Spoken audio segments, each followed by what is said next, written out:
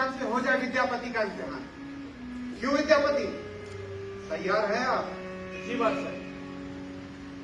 कोई औरत कहीं गोशुन कर रही है तो क्या कहते हैं आपकी जबान में? स्नान कर रही है। आप उसका खाका खींच सकते हैं? अगर हाँ तो सुनाइए अपनी जबान में। सुना क्या बादशाह?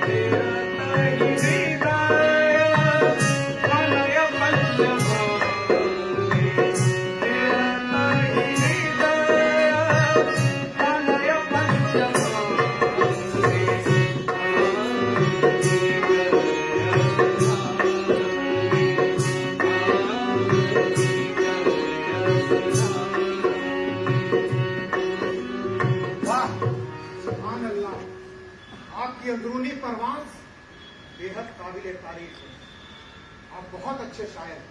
कहिए